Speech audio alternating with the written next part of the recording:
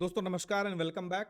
आज के इस न्यूज़पेपर एनालिसिस वीडियो में हम द हिंदू और इंडियन एक्सप्रेस के जो भी इंपॉर्टेंट न्यूज़ आर्टिकल्स जो हमारे बीपीएससी पॉइंट ऑफ व्यू से रिलेवेंट है उसको करेंगे।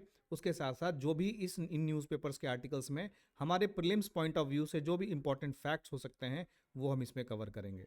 आपको ये बता दें कि हम लोग अभी न्यूज़पेपर एनालिसिस वीडियो को शिफ्ट कर रहे हैं कंप्लीटिव प्रीलिम्स की दिशा में, है ना। जब तक मेंस चलेगा हम थोड़ा बहुत करते रहेंगे, लास्ट के 15 डेज के बाद हम कंप्लीट प्रीलिम्स के डायरेक्शन में शिफ्ट हो जाएंगे। इसका ऑब्जेक्टिव क्या है? इसका ऑब्जेक्टिव ये है कि जो डेली न्यूज़ आप सुनते हैं या देखते हैं तो इससे आपका न्यूज़पेपर में क्या आपको पढ़ना चाहिए। कभी कभी आपको कन्फ्यूजन होता है कि 2.5 से 2 घंटे लगते हैं आपको न्यूज़पेपर ख़त्म करने में। हम कोशिश ये करते हैं कि आप उस टाइम को शिफ्ट करके आधे घंटे से 45 मिनट में कर लें, क्योंकि बैकग्राउंड आपको बताया जा चुका है। आप न्यूज़पेपर इसलिए भी पढ़ें अपने से भी, ताकि आपकी जो पंक्चुएशंस हैं, आपकी जो सेंटेंस फ्रेमिंग है, वो सब इंप्रूव हो पाए, क्योंकि अल्टीमेटली मेंस तो आपको लिखना ही पड़ेगा। तो हम लोग चलते हैं आज के पहले आर्टिकल में। पहला आर्टिकल जो है वो मिनिस्ट्री ऑफ होम अफेयर्स से रिलेटेड है। मिनिस्ट्री ऑफ होम अफेयर्स ने कुछ चेंजेस किए हैं। नेशनल एंथम कब बजाया जाना चाहिए, उससे पहले नेशनल सॉन्ग बजाया जाना चाहिए, ये उन्होंने कहा है। ये उन्होंने एक डायरेक्शन दिया। उन्होंने ये कहा है कि जब नेशनल एंथम प्ले होता है उससे पहले हम नेशनल सॉन्ग चलाएंगे, जो कि जिसका 6 स्टैंजा जो है, 6 पैराग्राफ जो है, 3 मिनट 10 सेकेंड तक चलाया जाएगा नेशनल एंथम से पहले, है ना। तो जो जहां पे नेशनल एंथम प्ले होता था वहां पे अब हम नेशनल सॉन्ग और नेशनल एंथम मस्ट प्ले करना पड़ेगा, है ना। तो मिनिस्ट्री ऑफ होम अफेयर्स ने इन सारे प्रोटोकॉल्स और क्लैरिफिकेशन को दिया है। अब हमको ये बताइए कि जो नेशनल सॉन्ग है पहली बार कब गाया गया था। नेशनल सॉन्ग लिखा किसने है? नेशनल सॉन्ग लिखा है, किसने लिखा है? नेशनल सॉन्ग किसने लिखा है आप हमें कमेंट करिए, है ना। इसको गाया किसने था? इसको गाया था रविंद्रनाथ टैगोर ने। कब गाया था पहली बार? पहली बार 1896 के सेशन में गाया था, जो कोलकाता में सेशन हो रहा था इंडियन नेशनल कांग्रेस का। कौन गाता है? टैगोर गाते हैं, रविंद्रनाथ टैगोर गाते हैं। आपको ये कमेंट करना है कि जो नेशनल सॉन्ग है वंदे मातरम है उसको लिखा किसने है ना। गाया तो रविंद्रनाथ टैगोर ने था। अब आप ही बताएंगे, बाकी चीज़ें आपको पता है अच्छे से, ठीक है। अब कुछ और चीज़ें मिनिस्ट्री ऑफ होम अफेयर्स ने यहाँ क्लैरिफाई करने की कोशिश की और बताया है कि जब भी कोई ऑफिशियल फंक्शन होता है और नेशनल एंथम गाया जाता है तो आपको जरूर उसमें खड़ा होना है। लेकिन कभी आप मूवी हॉल में जाते हैं, अचानक से मूवी के बीच में ही नेशनल एंथम प्ले होने लगा तो सब आपको परेशान होकर खड़े होने की ज़रूरत नहीं है। अगर किसी डॉक्यूमेंट्री में चल रहा है, किसी मूवी में चल रहा है, किसी फिल्म में चल रहा है तो आपको खड़े होने की ज़रूरत नहीं है, दैट इज़ नॉट मैंडेटरी। लेकिन अगर किसी ऑफिशियल फंक्शन में नेशनल एंथम चल रहा है तो आपको वहाँ उनको रिस्पेक्ट करना पड़ेगा नेशनल एंथम को। हमारा इसमें एक कॉन्स्टिट्यूशनल रिक्वायरमेंट भी है। लीगली जो हम देखें तो हमारा आर्टिकल 51A, आर्टिकल 51A क्या है? फंडामेंटल ड्यूटी है। ये कहता है कि मैंडेट करता है कि हम रेस्पेक्ट होना चाहिए हमारे नेशनल एंथम के लिए। अब एक इससे रिलेटेड एक एक्ट भी आया था, स्टैट्यूटरी प्रोविजन भी है कि जो prevention of insults to national honours act 1971, है ना। Prevention of insults to national honours act 1971 कि नेशनल एंथम के समय पे डिसरप्शन करना या स्टैंड खड़े ना होना या जो भी उससे रिलेटेड चीज़ें हैं उसको इसमें लिखा गया है। नेशनल ऑनर्स एक्ट जो 1971 का आया था उसमें लिखा गया है। अब वंदे मातरम को इससे पहले किसी तरह का स्टैट्यूटरी प्रोटेक्शन नहीं था, लेकिन अब एग्जीक्यूटिव के डायरेक्शन पे, एग्जीक्यूटिव के इंस्ट्रक्शन पे इसको भी नेशनल एंथम से पहले प्ले करने का डायरेक्शन किया गया है। अगर आप बात करें नेशनल सॉन्ग की तो ये काफ़ी पॉपुलर हुआ था कब? जब हमारा स्वदेशी और बॉयकॉट मूवमेंट चल रहा था उस समय ये एक रैली क्राई था, है ना। वंदे मातरम एक रैली क्राई था। तो हमारे जो फ्रीडम स्ट्रगल है उसमें इस नेशनल सॉन्ग का बहुत बड़ा रोल भी रहा है, इंटीग्रेट करने में, अलग तबकों को एक साथ लाने में, है ना। तो इसीलिए इसको होम अफेयर्स ने ऐसा किया है। बाकी चीज़ें हमारे लिए इंपॉर्टेंट नहीं है। इस आर्टिकल को आप पढ़ सकते हैं। उसके बाद आते हैं हम कि एक न्यूज़ आर्टिकल बता रहा है कि decline in number of Indians going to abroad for study. सरकार ने कहा है कि पढ़ाई के लिए अब जो बाहर जा रहे थे उसकी संख्या में कमी आई है। कहाँ जा रहे थे, किस कंट्री में ज़्यादा जा रहे थे, इसका कोई डाटा उन्होंने नहीं दिया। ये पार्लियामेंट में क्वेश्चन पूछा गया था, उसके जवाब में आंसर दिया गया है। आपके लिए इतना ज़रूरत नहीं है, लेकिन आप इसको कोट कर सकते हैं कहीं पे। In the recent reply to the question in parliament, सरकार ने ऐसा कहा है कि जो स्टूडेंट बाहर जा रहे हैं उनकी संख्या में कमी आई है। ये एक आर्टिकल बहुत इंपॉर्टेंट है कि in AI world global south must assume leadership, है ना। ग्लोबल साउथ, अब देखो आर्टिफिशियल इंटेलिजेंस आज के टाइम पे एक नया हथियार बनता जा रहा है, लोगों के हाथ में एक नया टूल आ गया है। कल हमने काफी डिटेल से डिस्कस किया था कि किस तरह से आर्टिफिशियल इंटेलिजेंस सिर्फ एक टेक्नोलॉजिकल ट्रांसफॉर्मेशन नहीं है, बल्कि ये सारे सारे सेगमेंट्स को ट्रांसफॉर्म कर रहा है, चाहे जियोपॉलिटिक्स हो, चाहे वॉरफेयर हो, चाहे गवर्नेंस हो, everything is being transform through artificial intelligence. तो इसी संदर्भ में जो राइटर हैं वो कहना चाह रहे हैं, एस कृष्णन साहब कहना चाह रहे हैं कि जो आर्टिफिशियल इंटेलिजेंस है इसमें ग्लोबल साउथ को आके लीडरशिप रोल प्ले करना चाहिए। एज ऑफ नाउ क्या हो रहा है कि जो भी यूरोपियन कंट्रीज हैं या भी जो भी यूनाइटेड स्टेट्स से रिलेटेड कंट्रीज हैं, यानी जो वेस्टर्न वर्ल्ड है या फिर चाइना है, ये आगे आके एआई में लीड कर रहे हैं चीजों को लेके, है ना। तो हमें इन डोमिनेंट टेक्नोलॉजिकल पावर्स पे डिपेंडेंट नहीं होना है। हमें यह ध्यान रखना है कि जो इंडो पैसिफिक एरिया में जो भी कंट्रीज हैं वो आपस में मिलके हम लोग कैपेसिटी बिल्डिंग करें। हम लोग क्या करें? हम लोग कैपेसिटी बिल्डिंग करें, हम लोग पार्टिसिपेट करें आपस में, ताकि हम एआई रिलेटेड कुछ रेगुलेशंस बना सकें। हम जो एआई रिलेटेड जो भी टेक इंटीग्रेशन है उसमें पार्टिसिपेट करें। कौन पार्टिसिपेट करेगा? सारी कंट्रीज जो ग्लोबल साउथ की हैं वो पार्टिसिपेट करें। तो ये आर्गुमेंट जो है, ये जो आर्टिकल है, इसका कोर आर्गुमेंट जो है वो ये है कि इंडिया किस तरह से एआई में ट्रांसफॉर्म कर रही है, टेक्नोलॉजी में इसका पावर बढ़ रहा है, और एआई धीरे धीरे एक नया डोमेन ओपन करता जा रहा है, और दुनिया भर में एआई को एक बहुत बड़ा ट्रांसफॉर्मेटिव रोल के तौर पे देखा भी जा रहा है। तो अब जो भी डेवलपिंग कंट्रीज हैं, अब उस टेक्नोलॉजी को मास्टर करने की दिशा में आगे बढ़ना चाहिए, क्योंकि जब तक ग्लोबल साउथ इनोवेशन का प्रोड्यूसर नहीं बनेगा, जब तक एआई गवर्नेंस में पार्टिसिपेट नहीं करेगा, जब ग्लोबल रेगुलेटरी फ्रेमवर्क की फ्रेमिंग में पार्टिसिपेशन नहीं करेगा, तब तक ग्लोबल साउथ जो है वो सेंट्रल रोल नहीं ले पाएगा, है ना। तो आप पूछोगे, तो आप जो बोल रहे हो ग्लोबल साउथ, ये ग्लोबल साउथ क्यों नेसेसरी है? ग्लोबल साउथ की लीडरशिप, ग्लोबल साउथ किसको बोला जाता है? ग्लोबल साउथ बेसिकली बोला जाता है उन कंट्रीज को जो इंडियन ओशन के नीचे देखो कंट्रीज हैं, और मोटा मोटी ग्लोबल साउथ उन्हीं को बोला जाता है जो डेवलपिंग कंट्रीज हैं, जैसे इंडिया है, फिर साउथ अफ्रीका को देखोगे, फिर श्रीलंका को देखोगे। तो इस तरह की कंट्रीज जो सदर्न हेमिस्फेयर में आ रही हैं, मोस्टली डेवलपिंग कंट्रीज में आती हैं, तो उन सबको यहाँ पे इसका रोल लेके बताया जाता है।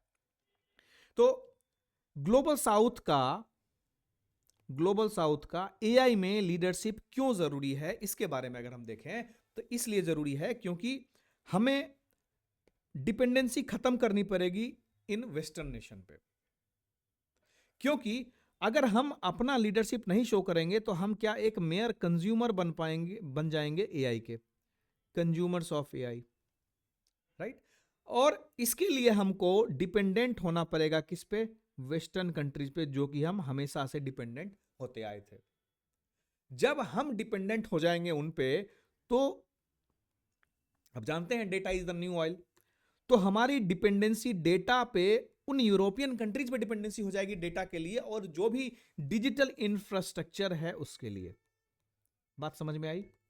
तो ग्लोबल साउथ को टेक्नोलॉजिकल डिपेंडेंस अपने ऊपर लेना है बजाय उन वेस्टर्न कंट्रीज के, क्योंकि हमको सिर्फ कंज्यूमर बन के नहीं रहना है, बल्कि हमें डिजाइनर फेज में आना है। हमारे डेटा और डिजिटल इंफ्रास्ट्रक्चर पे हमारा कंट्रोल होना है, उनका नहीं। रिसेंट का देखो, मेटा और वो जो इशू हुआ है, जहां पे सुप्रीम कोर्ट ने भी बोला है मेटा को कि आप अपना डेटा यहां बनाइए या चलते बनिए। तो इस तरह का स्ट्रॉन्ग वर्डिंग तभी हम कर सकते हैं जब हम डिपेंडेंट हों अपने आप पे। फिर दूसरी चीज है कि हमारे पॉपुलेशन बढ़ती जा रही है, तो हम तभी डिजिटल इनइक्वालिटी को दूर कर सकते हैं। ये एक वर्ड है, कीवर्ड मानो, डिजिटल इनइक्वालिटी को तभी हम इंश्योर कर सकते हैं जब हम एआई को अपने पास लाएं, और ये जो डिजिटल डिवाइड है, जिसको हम एक ग्लोबल डिवाइड का भी नाम दे देंगे एआई में, है ना, ग्लोबल डिवाइड इन एआई। तो जब तक हम वो नहीं इंश्योर करेंगे, जब तक डिवीजन जो है कि एक एआई नहीं जानता, एक एआई जानता है, अगर हम खुद कंज्यूमर होंगे तो हम सिखा ही नहीं पाएंगे फिर दूसरों को, क्योंकि हमें उससे ज्यादा फायदा नहीं मिलेगा। हमको लगेगा कि हमको सिखाने से, मतलब उसमें इन्वॉल्वमेंट से ज्यादा अच्छा है कि हम नए एम्प्लॉय फिर रख लें जिनको एआई के बारे में पता है। तो जिनको नहीं पता वो तो नहीं पता की कैटेगरी में रह जाएंगे। तो ये जरूरी है कि एआई टेक्नोलॉजीज का फेयर एक्सेस हो, ग्लोबल स्टैंडर्ड सेटिंग जो है उसमें हमारा पार्टिसिपेशन हो, और ये सब मिला के हम जो बात करते हैं सस्टेनेबल डेवलपमेंट, इंक्लूसिव गवर्नेंस की। इंक्लूसिव गवर्नेंस हम तभी अचीव कर पाएंगे, इंक्लूसिव गवर्नेंस हम तभी अचीव कर पाएंगे जब हम सोशो इकोनॉमिक रियलिटी को एआई के थ्रू सॉल्व करें। अब इमर्जिंग टेक्नोलॉजी एआई है ना, आने वाले समय में एआई ट्रांसफॉर्म करेगा सारी चीजों को।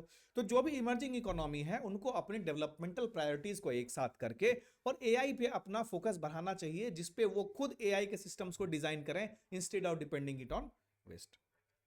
ठीक है, और चूंकि आप जानते हैं कि इंडिया में जो पब्लिक गुड्स इकोसिस्टम है काफ़ी बढ़िया है, डिलीवरी सिस्टम बहुत अच्छा है, हमारा डिजिटल आइडेंटिटी जैसे आधार वगैरह में हमारा एक्सपीरियंस है, फाइनेंशियल इंक्लूजन जनधन योजना और यूपीआई पे हमारा काफ़ी एक्सपीरियंस है। तो इंडिया इसको लीड कर सकती है। हमारा एक स्टार्टअप इकोसिस्टम अच्छा है जिसको थोड़ा सा प्रोपेल करेंगे तो हमें इसके डेवलपमेंट में काफ़ी फायदा होने वाला है। तो हम ग्लोबल साउथ को लीड कर सकते हैं as a natural convener of the AI forum from the Global South. ठीक है, अब अगर लीडरशिप नहीं लिया तो क्या होगा, टेक्नोलॉजिकल डिपेंडेंसी हो जाएगी, है ना। एक टर्म है data क्लोनियलिज्म,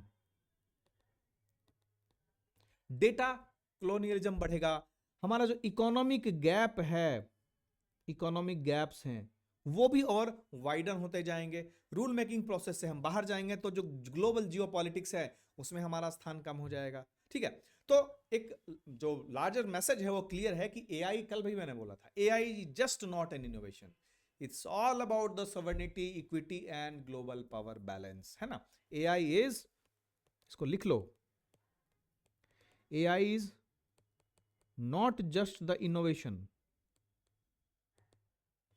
AI is not just the innovation, it's all about the sovereignty। किसी भी देश का जो सॉवरेन महत्व है उसके बारे में है, इक्विटी के बारे में है, AI को आप कितना इस्तेमाल कर सकते हैं इंक्लूजन की दिशा में, और जो ग्लोबल पावर बैलेंस है, जो जियोपॉलिटिक्स है, उसको अपने फेवर में कैसे आप ले सकते हैं। AI उसका बहुत बड़ा माध्यम बन सकता है, यह आर्टिकल वही बता रहा है। आपको काफ़ी चीज़ें इसमें सीखने को मिली होंगी, आप इसका इस्तेमाल अपने GS1 सेक्शन 2 के आंसर में, GS2 सेक्शन 3 के आंसर में, जो बीपीएससी का सिलेबस है उसमें आप आराम से कर सकते हैं। दूसरा आर्टिकल है यहाँ पे रशियन फॉरेन मिनिस्टर के बारे में। रशियन फॉरेन मिनिस्टर लैवरोव ने यह कहा है कि डोनाल्ड ट्रंप ने कहा इंडिया को बायस रशियन ऑयल खरीदना चाहिए, लेकिन ये चीज तो सिर्फ ट्रंप ने ही कही है ना, ये चीज तो और कहीं से नहीं आ रही है। तो एक जो क्लेम आ रहा है कि India is reducing purchases under western pressure, तो कुछ चीजें क्या होती हैं कि दिखाने के दांत कुछ और खाने के दांत कुछ और।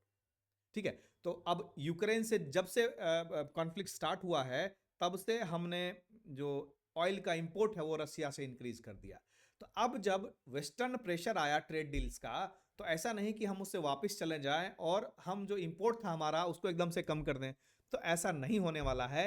ये लैवरोव ने अपना जो उनका लोकल बॉडीज है, जो वहाँ का स्टेट है, वहाँ पे उन्होंने ये चीज़ कहा है कि इंडिया रशिया का जो रिलेशन है काफ़ी स्टेबल है, एक्सपैंड हो रहा है, और हम बाकी कॉपरेट करते रहेंगे, चाहे ब्रिक्स फ्रेमवर्क के अंदर करें या इंडिया जो है, बेसिकली उनका यही कहना था कि इंडिया जो है अभी भी स्ट्रैटेजिक ऑटोनॉमी फॉलो कर रहा है, एनर्जी सिक्योरिटी को जियोपॉलिटिकल प्रेशर से ऊपर उठा रहा है, अपनी एनर्जी सिक्योरिटी को ज़्यादा फोकस कर रहा है ना। तो ये आर्टिकल था इन दोनों चीज़ों के बारे में। अब हम देखते हैं states gain from 16th finance commission.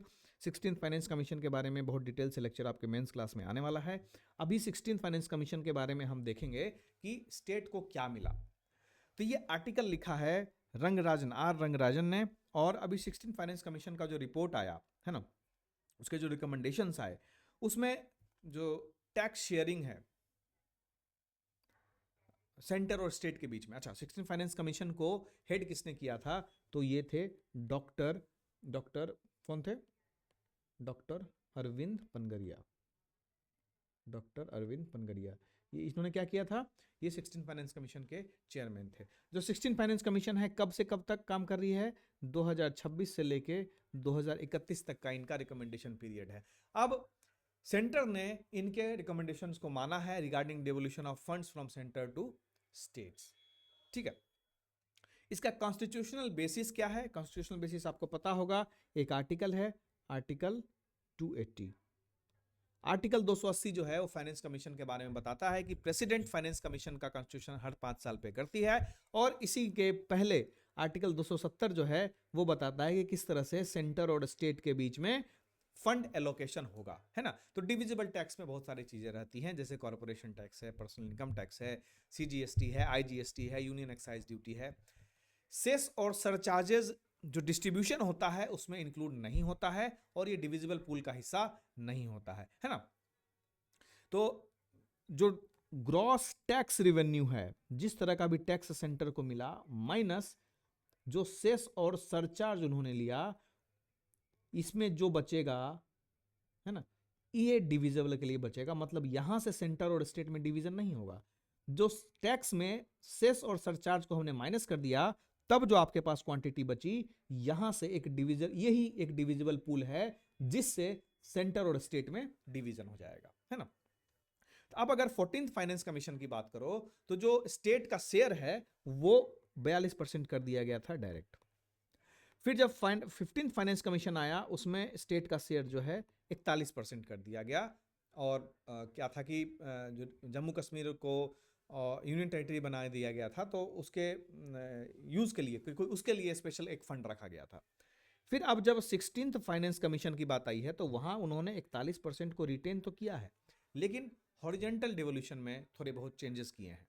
तो स्टेट इसमें क्या डिमांड कर रही थी? तो स्टेट डिमांड कर रही थी कि एटलीस्ट 50%, ये जो 41% आप दे रहे हो, कम से कम 50% आपको हमको देना चाहिए। कुछ लोगों ने 48 भी कहा था, कुछ ने 46 भी कहा था। और उन्होंने ये भी कहा था कि आप जो ये सेस और सरचार्ज माइनस कर रहे हैं, तो इसको भी डिविजिबल पूल में डालिए, ताकि हमारा जो 50% है, सपोज कहने का मतलब कि 100 रुपया अगर सरकार के पास हिस्सा आया, 100 में से मान लो कि 5 रुपया जो है वो सेस और सरचार्ज है, तो अगर सेंट्रल गवर्नमेंट के पास 100 रुपया तो मात्र 95 रुपया के लिए वो एलिजिबल है कि सेंटर और स्टेट में बांटे। बाकी इस 5 रुपया पे कंप्लीटली हक जो होगा वो सेंट्रल गवर्नमेंट का होगा। स्टेट उसमें कुछ नहीं ले सकती है, कुछ नहीं खा सकती है ना। तो यही कहने का मतलब था। लेकिन स्टेट ने यहाँ पे कुछ और डिमांड्स की थी कि हमारा जो फिजिकल एफर्ट है, जो हम टैक्स कलेक्शन करते हैं या जो हम खर्चा करते हैं, खर्चा हम मिनिमाइज करके रखते हैं, तो उस पर हमको कुछ फायदा दीजिए। हम कितना टैक्स देते हैं आपको, उसमें हमको कुछ फायदा दीजिए। हम किस तरह से हमारा जो डिफरेंट सोशो पैरामीटर्स हैं, इकोनॉमिक पैरामीटर्स हैं, उस पर हम कैसा परफॉर्म कर रहे हैं, उसके बेसिस पे हमको कुछ फंड एलोकेशन करिए। तो इसी सब बात को ध्यान रखते हुए, जैसे इंडस्ट्रियलाइज स्टेट है, महाराष्ट्र, गुजरात है, तमिलनाडु है, कर्नाटका है, फिर एक बगल वाला स्टेट तेलंगाना है, तो ये सब स्टेट जो हुए, ये सब स्टेट डिमांड कर रहे थे कि हम चूंकि इंडस्ट्रियलाइज स्टेट हैं, हमें फंड ज्यादा चाहिए, ठीक है। तो इस वजह से इन सारी चीजों को ध्यान में रखते हुए सरकार ने तय किया कि जो आपका जीडीपी में कंट्रीब्यूशन रहेगा, जो भी स्टेट गवर्नमेंट है, स्टेट गवर्नमेंट जो भी जीडीपी में अपना कंट्रीब्यूशन करेंगी, उसको एक क्राइटेरिया रखा जाएगा डिवोल्यूशन के लिए, ठीक है। तो जो वर्टिकल डिवोल्यूशन है, मतलब जो फाइनेंस कमीशन डायरेक्ट इसमें से 41% देगी, उसको हम वर्टिकल डिवोल्यूशन बोलेंगे। उसको हम कलर ले लेते हैं दूसरा,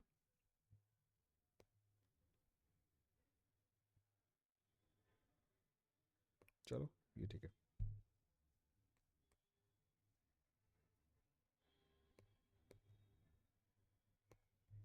हाँ हाँ, तो जो सेंटर को कहा गया था कि आप हमको जो डिवोल्यूशन है हमारा बढ़ाइए, उसको सेंटर ने नहीं माना, और जो 41% डिवोल्यूशन है उसको उन्होंने मेंटेन रखा, 41% डिवोल्यूशन को वो मेंटेन रखते हैं। अब उन्होंने ये कहा कि सेंटर यूनियन रिस्पॉन्सिबिलिटी के लिए और भी रिसोर्सेज इनको चाहिए, लेकिन फिर भी हम आपको आपके परफॉर्मेंस के बेसिस पे दिए जाएंगे चीजें, है ना। तो जो हॉरिजॉन्टल डिवोल्यूशन है वो ये होता है कि जैसे सरकार के पास ये है, इन्होंने इतना 41% दे दिया ये डिविजिबल पूल से, अब कुछ पैसा इन्होंने यहां बांटा और कहा कि आपस में आप डिवाइड कर लीजिए सारे स्टेट्स मिलके। तो इसमें क्या होगा कि जो भी स्टेट का कंट्रीब्यूशन जीडीपी में ज्यादा रहेगा, और बहुत सारी चीजें उसमें असाइन की, जैसे इनकम डिस्टेंस कितना है, पॉपुलेशन कितना है 2011 के हिसाब से, एरिया कितना है, फॉरेस्ट एंड इकोलॉजी कैसी है, डेमोग्राफिक परफॉर्मेंस कैसा है, आपका टैक्स एफर्ट कैसा है, इन सब चीजों को लेके आपस में डिस्ट्रीब्यूशन होता है। जो आपस में डिस्ट्रीब्यूशन होता है उसको हम एक टर्म देते हैं, उसको हम लोग बोलते हैं हॉरिजॉन्टल डिवोल्यूशन।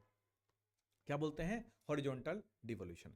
तो जो भी इनकम डिस्टेंस पॉपुलेशन जिसको ज्यादा है तो उसको हायर वेटेज मिला है, और जो फिजिकल एफर्ट है या डेमोग्राफिक परफॉर्मेंस है उस पर लोअर एम्फेसिस है। तो जीडीपी का कंट्रीब्यूशन कितना है उस स्टेट का, उससे डिफाइन होना चाहिए कि हॉरिजॉन्टल डिवोल्यूशन में उसका उसका कंट्रीब्यूशन है वो ज़्यादा बढ़े, लेकिन ऐसा हुआ नहीं और लो वेटेज दिया गया है फिजिकल एफर्ट और डेमोग्राफिक परफॉर्मेंस को, बट जो कि बहुत पॉजिटिव डायरेक्शन में है कि आप खर्च कम कर रहे हैं, आप अपना डेमोग्राफिक परफॉर्मेंस अच्छा दिखा रहे हैं। डेमोग्राफिक परफॉर्मेंस क्या होता है कि जो वर्किंग एज पॉपुलेशन उसको आप स्किल दे रहे हैं, उसको आप जॉब्स दे रहे हैं, तो वो इकोनॉमी में अपना कंट्रीब्यूशन कर रहे हैं। लेकिन हमारे सारे स्टेट जो बिहार और यूपी के हैं, हम लोग क्या करते हैं, हम लोग डेमोग्राफिक परफॉर्मेंस को सरकारी नौकरी की दिशा में सब तैयारी करेंगे, है ना। तो क्या होगा उससे कि एक टाइम पे आके इकोनॉमिक परफॉर्मेंस तो देंगे, लेकिन जब तक प्रिपरेशन कर रहे हैं तब तक क्या होगा, वो डायरेक्टली इकोनॉमी में उतना ज्यादा कंट्रीब्यूट नहीं कर पा रहे हैं। तो उस वजह से हमारा जो इनकम डिस्टेंस है, सॉरी हमारा जो फिजिकल एफर्ट है, वो तो फ्री वाली योजनाएं हो तो साइड कर दो, डेमोग्राफिक परफॉर्मेंस उतना ज्यादा नहीं रहता है जो साउथ इंडियन स्टेट्स का रहता है। तो इससे साउदर्न और वेस्टर्न स्टेट्स जो है उनको फायदा तो हुआ है, कंट्रीब्यूशन टू जीडीपी में उनका जो बढ़ गया तो फायदा तो हुआ है, लेकिन कहीं ना कहीं हम उनको पिनलाइज भी कर रहे हैं, राइटर यही कह रहे हैं इसमें। फिर जो पुअर स्टेट्स हैं उनको इनकम डिस्टेंस क्राइटेरिया के कारण जो लेस डेवलप्ड स्टेट हैं उनको ज़्यादा फायदा हो रहा है कि इनकम डिस्टेंस से जितना ज़्यादा है उनको उतना पैसा मिलेगा, है ना। तो ये रीडिस्ट्रीब्यूशन प्रिंसिपल जो है वो सजेस्ट किया जा रहा है। तो मोटा मोटी इस आर्टिकल में, इस एक्सप्लेनर में इंडियन एक्सप्रेस यही कहना चाह रहा है कि देखो ऐसा है कि इस बार का जो फाइनेंस कमीशन का जो डायरेक्शंस है वो ज़्यादा कुछ चेंज नहीं कर पाया है, और जो पहले का स्टेटस को था कहीं ना कहीं ये भी स्टेटस को मेंटेन करने का कोशिश किया है ना। तो जो इंडस्ट्रियलाइज्ड स्टेट डिमांड कर रहे थे कि हमारा जीडीपी कंट्रीब्यूशन क्राइटेरिया को अच्छा खासा रखो, उसको कम कर दिया गया। इनकम डिस्टेंस वाला जो है अभी भी वेटेज ज़्यादा है, यानी जो छोटे स्टेट्स हैं जिनका ज़्यादा इनकम नहीं है, जो जिनका ज़्यादा जीडीपी में कंट्रीब्यूशन नहीं था पहले, इस बार तो कंट्रीब्यूशन वाला फैक्टर ला के उन पे उनका वेटेज बढ़ा दिया गया हो, लेकिन अभी भी जो लो डेवलप्ड, लेस डेवलप्ड स्टेट है उनको अभी भी फायदा है। तो ये चीज़ उनके लिए थोड़ा सा डिफिकल्ट होगा। इस पूरे आर्टिकल में यही कहा गया है। और 16th फाइनेंस कमीशन के बारे में हमने जो मेंस का करंट अफेयर है उसमें हम काफ़ी डिटेल से अच्छे से समझेंगे इनका रिकमेंडेशन क्या है, कैसे है, क्यों है, ठीक है। अब देखो, from a quiet life in Hyderabad to a national probe inside India's first ricin bioterrorism case. ये एक रेसिन बायोटेररिज्म प्लॉट है जो कि इंडिया का पहला केस माना जा रहा है। इन्वेस्टिगेशन किया गया, हर एक स्टेट में बहुत सारे डायमेंशंस लिए गए, हैदराबाद में फिर उसको अरेस्ट किया गया कुछ को। तो जो एक रेसिन क्या है, रेसिन जो है ये एक प्रोटीन टॉक्सिन है ना। क्या है? प्रोटीन टॉक्सिन है। ये कास्टर बीन से एक्सट्रैक्ट किया जाता है। कहाँ से? कास्टर बीन से एक्सट्रैक्ट किया जाता है और इंडस्ट्रियल प्रोसेसेस में बहुत ज़्यादा यूज होता है। लेकिन इसका छोटा सा भी डोज अगर लें, है ना, एक इंजेक्शन या एक्सपोजर भी फेटल हो सकता है। ये क्या करता है कि जो सेल में प्रोटीन सिंथेसिस होता है, सेल में जो प्रोटीन सिंथेसिस होता है उसको रोक देता है, उसको डिसरप्ट कर देता है, और इंटरनेशनली इसको एक प्रोहिबिटेड टॉक्सिन की तरह इस्तेमाल किया गया है, और जो कन्वेंशन ऑन केमिकल वेपन्स है उसके अंदर भी इसको इंक्लूड किया गया है। तो ये आर्टिकल कंप्लीटली उसी से रिलेटेड है, ठीक है। तो कौन से लीगल फ्रेमवर्क में आता है, क्या अरेस्ट किया गया, हमारे लिए इंपॉर्टेंट नहीं है। हमारे लिए क्या इंपॉर्टेंट है कि ये जो रिसिन है, ricin recently in news is क्या है, वो ऐसा पूछा जा सकता है आपको। फिर एक यहाँ आर्टिकल है, Tamil Brahmi inscriptions discovered in Egypt shed light on ancient trade links. तो जो इजिप्ट में डिस्कवर हुए हैं उसके लिंक हमारे तमिलनाडु से मिल रहे हैं, तो ये इंपॉर्टेंट हो जाता है यहाँ पे, ठीक है। अब आगे चलो, India gets first musical path, Mumbai coastal road plays Jai Ho for motorist. ये क्या है कि मुंबई का जो कोस्टल रोड है वो इंडिया का पहला म्यूजिकल पाथ हो गया है। तो इंडिया का पहला म्यूजिकल पाथ कहाँ बनाया गया? मुंबई में बनाया गया, है ना। वहाँ पे कुछ रंबल स्ट्रिप्स इंस्टॉल किए गए हैं, जैसे चलने पे जब व्हीकल उस पर्टिकुलर स्पीड पे वहाँ से पास करती है तो जय हो का टोन बजता है ना। कुछ नया चीज़ किया गया है, म्यूजिकल पाथ बनाया गया है। कहाँ पे? मुंबई में म्यूजिकल पाथ बनाया गया है। अगला आर्टिकल है, संजय बारू के लिखते हैं इसके बारे में कि US deal raises questions, prime minister must take a leaf out of Manmohan Singh book. Sanjaya Baru जो है, इन पे एक मूवी भी बनी थी, इनकी किताब जो इन्होंने मनमोहन सिंह के बारे में लिखी है उसके बारे में एक किताब भी लिखी गई है। ये आर्टिकल लिखते हैं, अभी रिसेंट की जो यूएस डील हुई है ये सजेस्ट करते हैं कि प्राइम मिनिस्टर को मनमोहन सिंह के रूल बुक से, मतलब मनमोहन सिंह जैसे काम करते थे उनसे कुछ सीखने की जरूरत है जो इस डील में इंप्लीमेंट की जा सकती थी। अब हम देखेंगे कैसे क्या है उसके बारे में डिटेल से। तो ये जो इंडिया यूएस डील है इसके बारे में ये कंसर्न रेज करते हैं कि जिस तरह से ट्रेड डिप्लोमेसी हुई, जिस तरह से हमारी स्ट्रैटेजिक पोजीशनिंग हुई डील को लेके, जिस तरह से हम डील को डोमेस्टिकली और इंटरनेशनली इंटरप्रेट कर रहे हैं, इससे प्राइम मिनिस्टर को काफी चीज सीखने की जरूरत है। तो ये कहते हैं कि जो ट्रेड डिप्लोमेसी होती है, जो ट्रेड डिप्लोमेसी होती है, that is nothing but that is kind of chess, एक गेम ऑफ चेस होता है जिसमें आप स्ट्रैटेजी, सीक्वेंसिंग, लीवरेज पे काम करते हैं, लेकिन उसमें आपको कुछ चीजों के ध्यान रखने की भी जरूरत है कि उसकी टाइमिंग परफेक्ट होनी चाहिए। हम लोग ट्रेड डिप्लोमेसी की बात कर रहे हैं, वही सारी चीजें जो राइटर संजय बारू इस आर्टिकल में लिखते हैं। किसके बारे में? जो रिसेंट ट्रेड डील हुआ है उसके बारे में। ये एक केयरफुल टाइमिंग एक्सपेक्ट करता है, ये एक्सपेक्ट करता है कि आप में कुछ स्ट्रेटेजिक पेशेंस होना चाहिए। आप सुनिए, हमेशा जवाब मत दीजिए, कुछ पेशेंस रखिए। आप जो भी चीजें डिसाइड करें उसका कुछ लॉन्ग टर्म ऑब्जेक्टिव होना चाहिए, कुछ लॉन्ग टर्म ऑब्जेक्टिव होना चाहिए। अब यहाँ पे मनमोहन सिंह को वो कॉल करते हैं कि बोलते हैं कि मनमोहन सिंह ने जो न्यूक्लियर डील की थी उसमें उन्होंने मल्टीपल स्टेक होल्डर्स को इन्वॉल्व किया था, उन्होंने एक डिप्लोमेटिक बैलेंसिंग की थी और अपने पॉलिटिकल करेज को डोमेस्टिकली भी दिखाया था। तो ये कहते हैं कि जो न्यूक्लियर डील उसमें साइन हुई थी उस समय इमीडिएटली कुछ फायदा नहीं हुआ था, लेकिन टाइम के साथ न्यूक्लियर डील हमारे लिए बहुत इंपॉर्टेंट साबित हुआ, क्योंकि इंडिया अपनी ग्लोबल पोजीशनिंग बनाने में काफी कामयाब हुआ था उस न्यूक्लियर डील के बाद। वो बताता है, जो न्यूक्लियर डील हुआ था वो बताता है कि हम कितने स्ट्रैटेजिकली क्लियर थे, कितने पॉलिटिकली रिजॉल्व थे हमारे पास, जो हम इन डिसीजन को आसानी से ले पाए। लेकिन ये आर्टिकल ये क्वेश्चन रेज करता है कि क्या इस डील ने इंडिया के इंटरेस्ट को सेफगार्ड किया है? ये क्वेश्चन रेज करते हैं कि जो इंडिया के इंटरेस्ट हैं, इंडियाज इंटरेस्ट है, क्या आपने इंडियाज इंटरेस्ट को सेफगार्ड किया है? क्या इंडिया प्रीमैच्योरली इस डील से बाहर तो नहीं आ जाएगा यूएस के प्रेशर के कारण? या फिर आप डोमेस्टिक पॉलिटिक्स को ज्यादा तो प्रायोरिटाइज नहीं कर रहे हैं ना स्ट्रैटेजिक डेप्थ से? तो इस डील को, आर्टिकल ये कहता है कि इस डील को मात्र एक ट्रेड डील में नहीं समझा जाना चाहिए, एक ट्रेड एग्रीमेंट नहीं समझा जाना चाहिए, बल्कि इसको हमें ग्लोबल पोजीशनिंग के पॉइंट ऑफ व्यू से देखना चाहिए। इस ट्रेड डील को हमें मात्र एक ट्रेड एग्रीमेंट ना मान के ग्लोबल पोजीशनिंग की तरह देखनी चाहिए कि इससे इंडिया अपने आप को जो ग्लोबल पावर्स हैं वहां कहां रखता है ना? तो इंडिया को हमेशा ये कोशिश करनी चाहिए कि जो भी ग्लोबल पावर्स हैं उनका प्रेशर जो है वो रेसिस्ट करें। वो क्या करें? प्रेशर जो है वो रेसिस्ट करें। डिसीजन कभी भी एक्सटर्नल प्रेशर से बनता हुआ नहीं आना चाहिए, बट ऐसा लगना चाहिए कि हमने अपने तरफ से बहुत स्ट्रेंथ के साथ नेगोशिएट किया है। हमको रिएक्टिव अप्रोच नहीं लेना है, हमको प्रोएक्टिव अप्रोच लेना है। हमको ऐसा लगे कि चीजें जो हो रही हैं वो देश के लिए की जा रही हैं, है ना? क्योंकि इंडिया का जो ग्लोबल स्टैचर है वो इसी पे डिपेंड करता है कि हम कितने कंसिस्टेंट हैं अपने बातों में, हम कितना स्ट्रैटेजिक फोरसाइट रखते हैं। इन सब आर्टिकल्स में आपको ये सब पॉइंट्स बहुत जबरदस्त मिलेगा। और इंटरनेशनल रिलेशंस में तो पता नहीं कहां कहां से एकदम टर्म ढूंढ के ले आते हैं। Long term policy clarity, strategic foresight, फिर लॉन्ग टर्म पॉलिसी की क्लैरिटी होनी चाहिए उसमें, है ना? तो आर्टिकल यही सब बात करते हैं। तो अल्टीमेटली मैसेज यही है कि जो लॉन्ग टर्म स्ट्रैटेजिक पोजीशनिंग है उसको प्रेसिडेंस लेना चाहिए शॉर्ट टर्म पॉलिटिकल ऑप्टिक्स पे। यही आर्टिकल राइटर इस आर्टिकल में कहना चाह रहे हैं। नेक्स्ट है, why I introduce a bill for the permanent framework for state reorganisation. ये शशि थरूर का आर्टिकल है ना? इसमें काफ़ी चीज़ों, वो स्टेट रीऑर्गेनाइजेशन के बारे में बात करते हैं कि जो इंडिया को रीऑर्गेनाइज किया गया स्टेट्स को, स्टेट रीऑर्गेनाइजेशन एक्ट जो 1956 का हुआ था उसमें लिंग्विस्टिक बेसिस पे रीऑर्गेनाइज किया गया।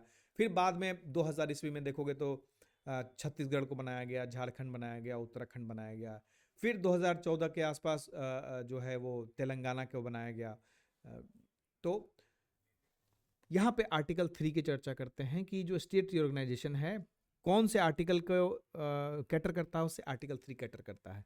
ये क्या कर सकता है कि अपना न्यू स्टेट्स फॉर्म कर सकता है, उन स्टेट की बाउंड्री को चेंज कर सकता है और स्टेट को रीनेम कर सकता है। अगर देखें इसे तो यहाँ पे न्यू स्टेट को फॉर्म कर सकता है, उनकी बाउंड्रीज को चेंज कर सकता है, न्यू स्टेट को फॉर्म कर सकता है, उनकी बाउंड्रीज को चेंज कर सकता है और उनके नेम को भी अल्टर कर सकता है।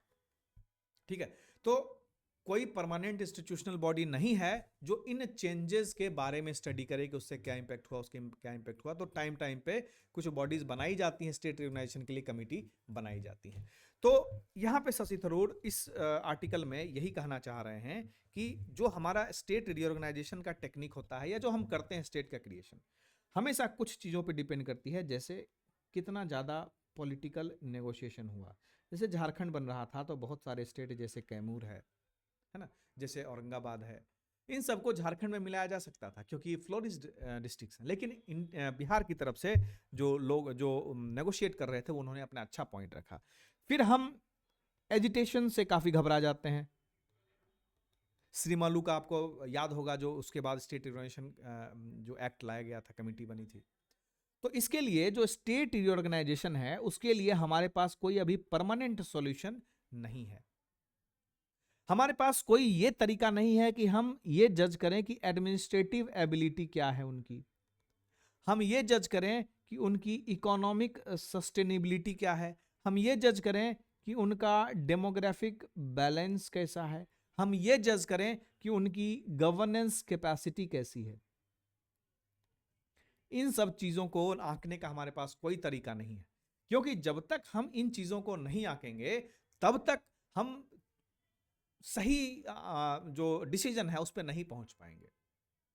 ठीक है, तो ये कहते हैं कि जो बहुत सारे स्टेट्स ऐसा है कि उनकी पॉपुलेशन कई कंट्रीज से ज़्यादा है, जैसे उत्तर प्रदेश है, जैसे बिहार है, और बहुत ज़्यादा बड़ा स्टेट है तो एडमिनिस्ट्रेशन उसका बहुत अनवीडली हो जाता है। अब उसका समझो ना कि जो स्टेट कैपिटल है वहाँ से कहीं जाने में अगर 7 घंटा 8 घंटा लग रहा है तो एडमिनिस्ट्रेशन डिफिकल्ट तो होगा, गवर्निंग एफिशिएंटली नहीं हो पाएगी।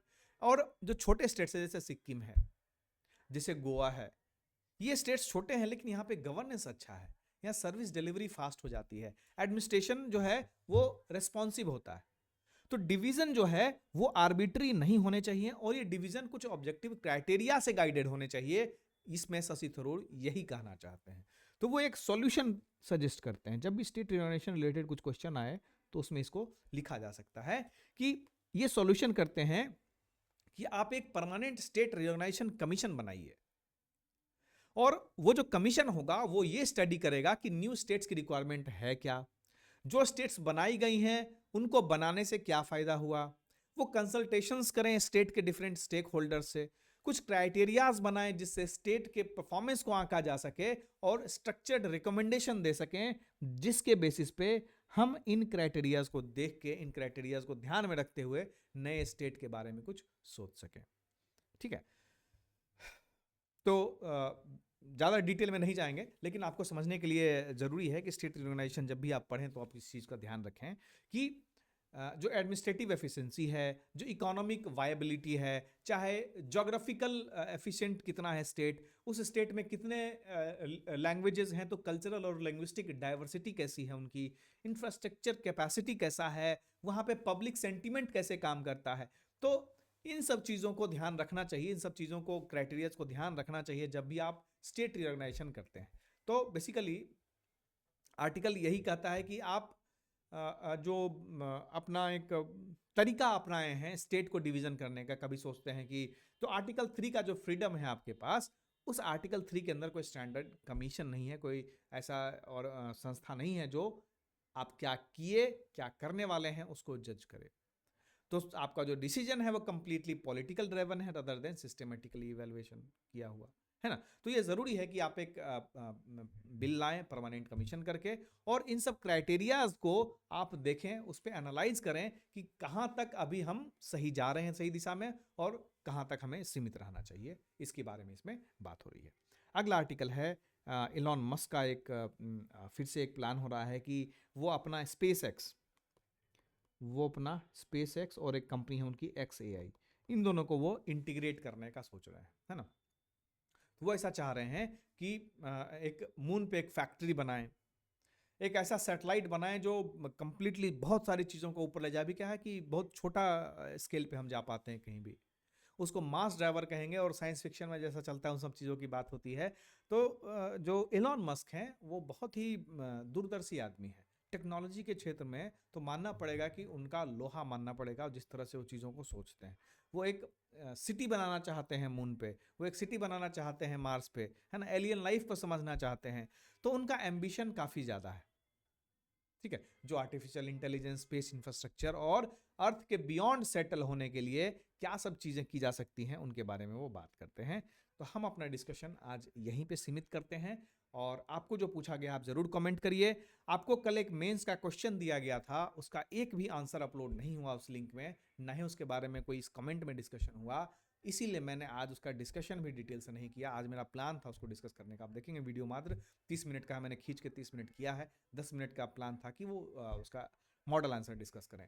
अगर आपको उसका मॉडल आंसर चाहिए और आज फिर एक नया क्वेश्चन चाहिए तो आप प्लीज़ अपना इंट्रो कंक्लूजन उसमें जरूर पेस्ट करिए। अदरवाइज फिर एक वन वे हो जाएगा ना, हम आएंगे करके चले जाएंगे, आप देखिए ना देखिए कोई मतलब नहीं है। क्योंकि कुछ भी चीज़ होती है तो उसको आउटपुट से मापना चाहिए। आप जैसा परफॉर्म करेंगे हम वैसा कंटेंट देंगे, है ना। आपको एक बेसिक कंटेंट हमने दिया, आपको बताया हमने कि आप उस पर आंसर लिखिए, है ना। और कभी भी आप ओवर कॉन्फिडेंट ना हो। अगर आपका प्रीलिम्स निकल रहा है हर बार और मेंस भी निकल रहा है, इंटरव्यू में छट रहे हैं, तो आप इंटरव्यू में नहीं छट रहे हैं, आप मेंस में छट रहे हैं, है ना। अगर किसी का सिलेक्शन नहीं होता है फाइनल तो ये कंफ्यूजन में मत रहो कि इंटरव्यू के कारण छट गए, आप मेंस के कारण छटे हो, आप आंसर सही से नहीं लिखे। तो उसके लिए आपको इंप्रूव करने की जरूरत होती है। हर एक स्टेज पे हर एक चीज़ों में इंप्रूवमेंट की गुंजाइश हमेशा रहती है। तो ये अपने आप में ओवर कॉन्फिडेंट मत होना। इस बार का 71st का जो मेंस होने वाला है ये एक गेम चेंजर होगा बहुत लोगों के लिए। अब देखना, मैं बाद में बात करूंगा इसका जब एग्जाम हो जाएगा उसके बाद।